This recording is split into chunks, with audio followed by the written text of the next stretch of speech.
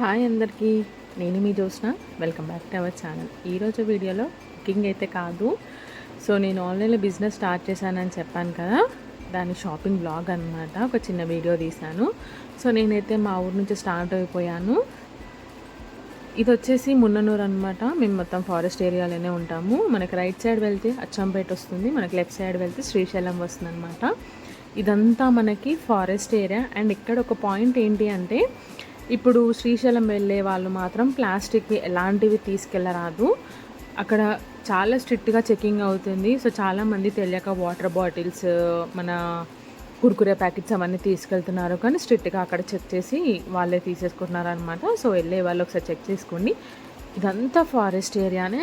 మొత్తం వాళ్ళ offices, parks ఇవన్నీ ఉంటాయన్నమాట. సో వాళ్ళు అలా ప్లాస్టిక్ ఎందుకు బ్యాన్ చేశారంటే, మనం అక్కడ తిని పాడేశాక జంతువులు తింటాయనేసి ఒక లేడీ వచ్చిందనమాట అక్కడికి. సో మేడం చాలా స్ట్రిక్ట్గా చేస్తున్నారనమాట. రూల్స్ కూడా చాలా బాగా పాటిస్తున్నారు. సో వాటికి కూడా హాని కలగొద్దు, మనం కూడా హ్యాపీగా ఉండాలి అనేసి మేడం అలా ఒక ఇనిషియేటివ్ తీసుకున్నారనమాట. సో ఇది వచ్చేసి మొత్తం ఫారెస్ట్ ఏరియా. మా ఊరు మాత్రం కొండలలో నుంచి ఉంటుంది రోడ్ వే అయితే.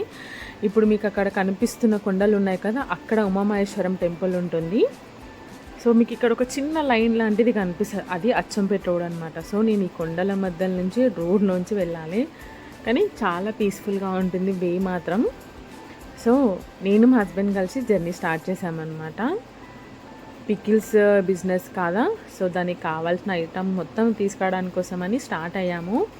మేము ఎగ్జాక్ట్గా ఒక 10 o'clock ఏమో స్టార్ట్ అయ్యాము. అక్కడికి వెళ్ళేసరికి 11:30 అయ్యింది. మా ఊరు నుంచి నేను షాపింగ్ వెళ్ళడానికి 35 kilometers. నాకు 1 hour 40 minutes టైం పడుతుంది అనమాట నేను రీచ్ అవ్వడానికి. సో చూస్తున్నారు కదా, ఇదంతా మున్ననూరు అనమాట. సో అక్కడ కోతులు మాత్రం చాలా ఉన్నాయి. సో దానికి ఫుడ్ కూడా ఇవ్వద్దు అని చెప్పేసి చాలా స్ట్రిక్ట్ వార్నింగ్ అనమాట.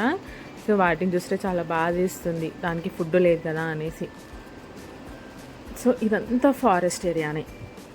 ఇక్కడికి వస్తే మనం ఇలా స్ట్రైట్గా వెళ్తానేమో హైదరాబాద్ వెళ్తాము.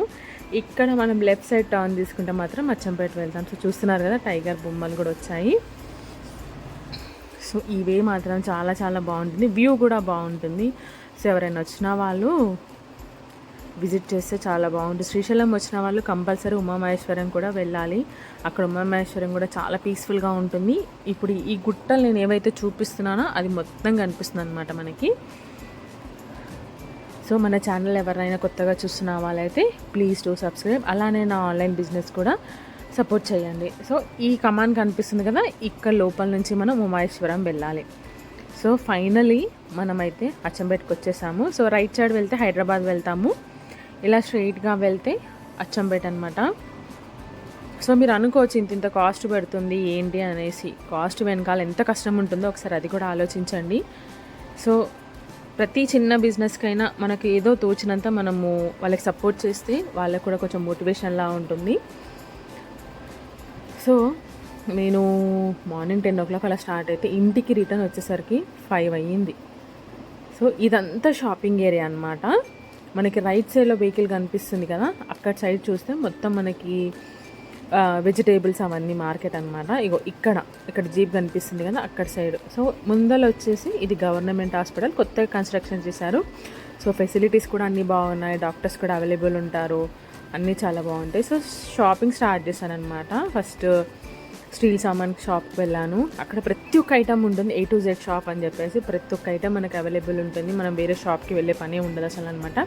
సో నేను మా బాబాయ్ కలిసి ఇద్దరం షాపింగ్ చేస్తున్నాము. మా హస్బెండ్ పని నుండి బయటకు వెళ్ళడం వల్ల ప్లాస్టర్స్, యాక్చువల్లీ ఇదైతే నేను తీసుకోలేదు, జస్ట్ చూశాను అంతే.